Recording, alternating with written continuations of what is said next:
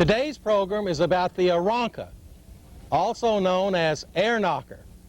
Not the Champ and not the Chief. The Aeronca TC. Stay tuned.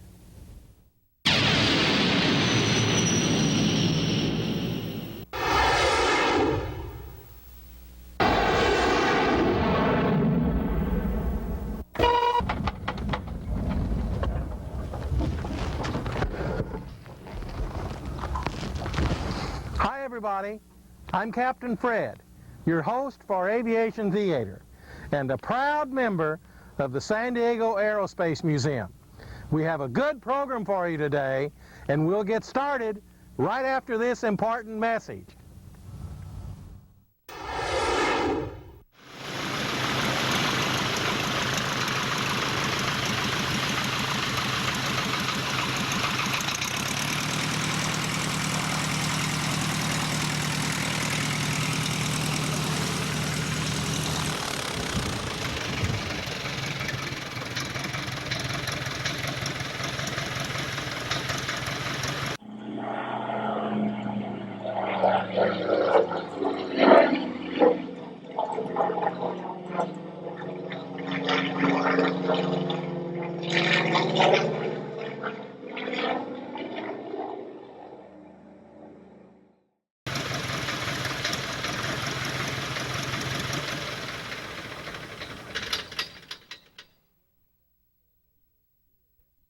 Welcome once again to Captain Fred's Aviation Theater. Today we're visiting with Bill Carpenter, and we're standing in front of his Aeronca. And Bill, when I first saw this plane down at Brown, I walked up to it and I said, "Oh, it's an Aeronca Champ." No, it's not a Champ. It's a Chief. No, it's not a Chief. What is it? So would you tell our viewers what it is? It's not an Aeronca Chief and it's not an Aeronca Champ, but it is an Aeronca. That's right, and it's an Aeronca that many people haven't seen before, so they do run through that set of logic. It was developed in 1940 by Aeronca, specifically aimed at the civilian pilot training program. Tell our viewers what that was. Sure. The government had decided that their war was on the horizon, and they embarked on an ambitious program to get a lot of civilian pilots trained in support of the war effort.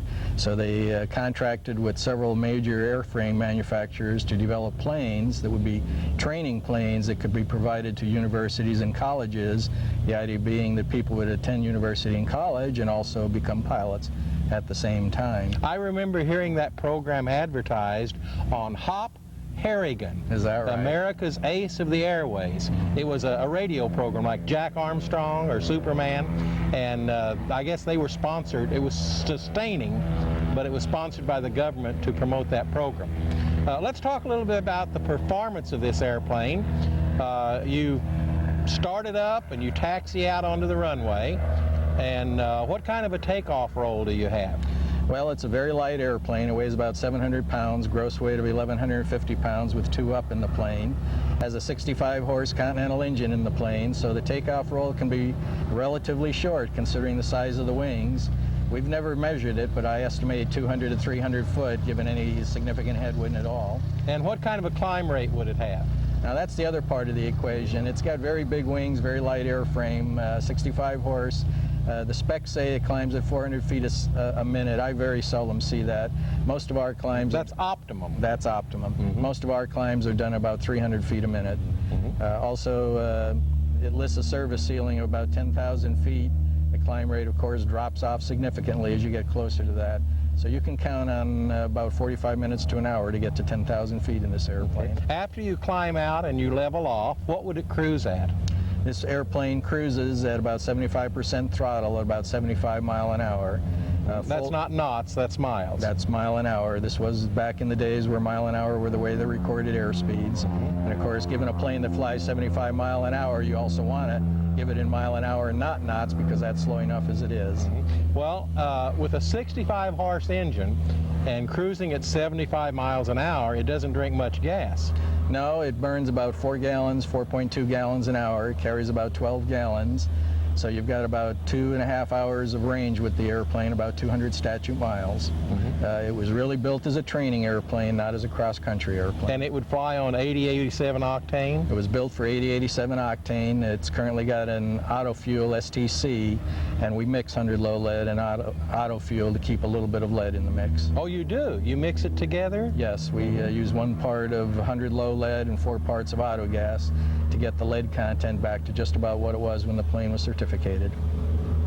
Now tell me how that works. You mix, let's say, for 5 gallons, you put in 1 gallon of 100 low lead and 4 gallons of auto gas. Now, 1 gallon of 100 low lead from here at the airport. Right, that's correct, from the airport. And 4 gallons of Chevron Supreme or Arco or something? Actually, we use regular. You can run the lowest octane that you can find. And this is very easy because we do fuel the airplane out of my pickup truck. We very seldom stop by airports to fill it up. Most of its fueling is done right off of the air ranch. So how do you buy the 100 low lead? I drive the pickup truck down to Borrego Valley Airport, and we put 4 gallons of 100 low lead in each of my 2 saddle tanks. Then I go by the local gas station and top off the rest of the tank with auto gas. And then you bring it back home and mix it together? Bring it back home. Well, it's already mixed just by the trip home. I mean, yeah. Because you put the aviation fuel in first, and then you fill the can the rest of the way up with car gas. That's correct. But you know, it wouldn't matter which order you put them in. And it's also not hypercritical that you do it that way. That just happens to be. Would you recommend that for other airplanes, antique airplanes? It's a very common thing that people that are running the older engines do. You'll find a lot of them are mixing it. Another way they mix it is they burn 100 low lead every 5th tank or something like that. Just pure 100 low lead? Yeah, and what that does is give the valves in the valve guides a dose of lubrication with lead about every 5th tank. It all works out about the same. Tell us about the landing. We normally make the approach to the airfield about 70 miles an hour. That gives us a good penetration speed. Come over the fence about 60, hold about 55 miles an hour into the flare, and you get a good 3-point touchdown at that speed.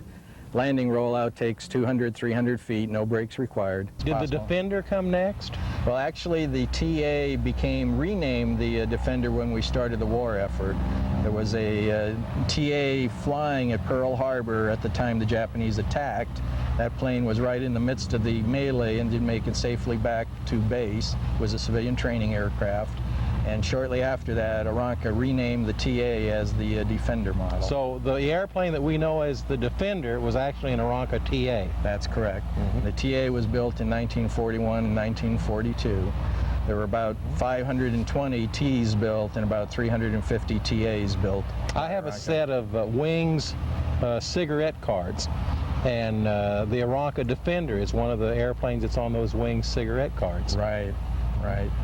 Another thing that was interesting about this plane is in 1941, the Army was interested in using light aircraft for observation and liaison purposes. And Aeronca, Piper, and some of the other manufacturers provided some airplanes to them in early 1941 for the Army trials.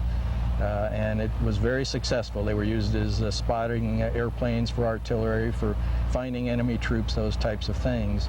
So when was this the Grasshopper? Or that was the Grasshopper fleet, which was comprised of the L2, the L3, and the L4.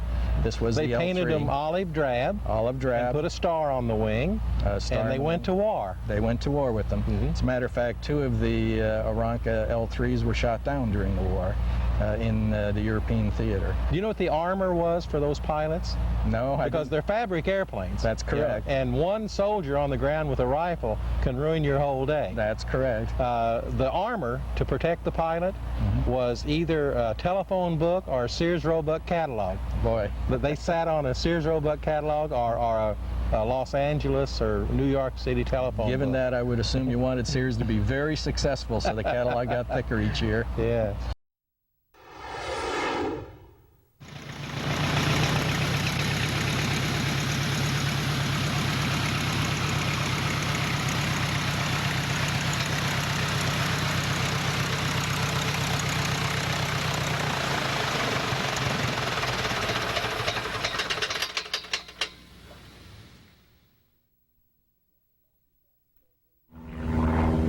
Welcome back to Captain Fred's Aviation Theater.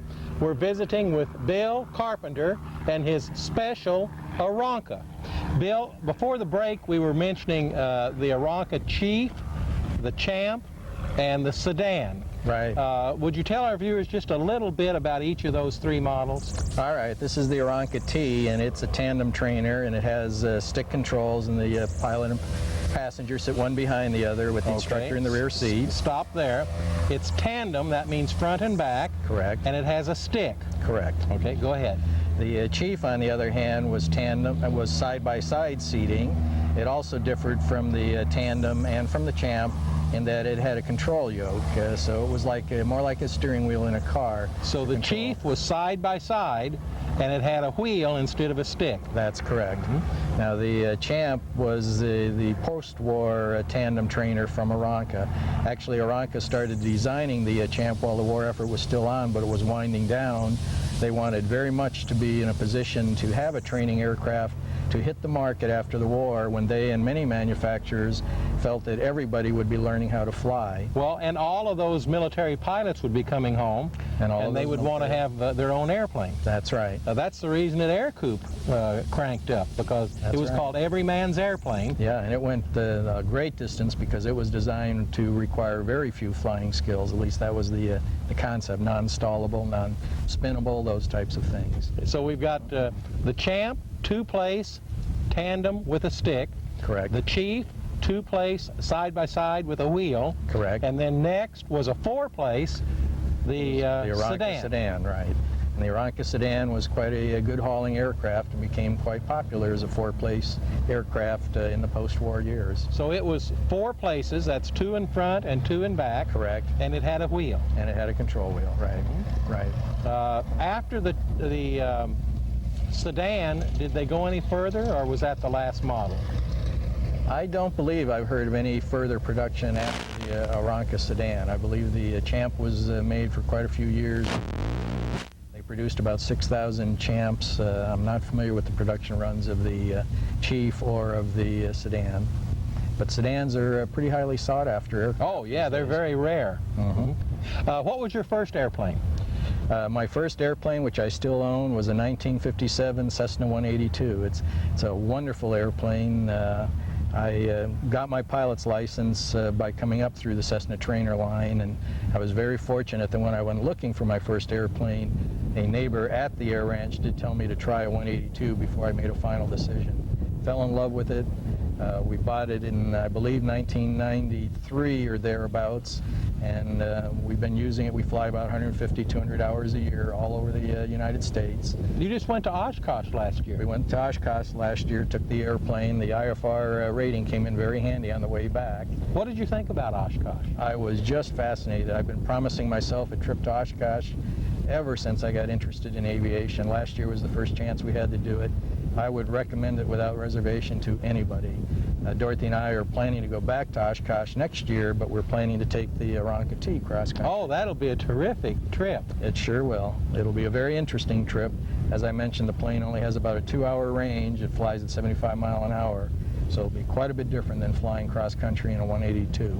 A 2-hour range at 75 miles an hour, so how much gas does it hold?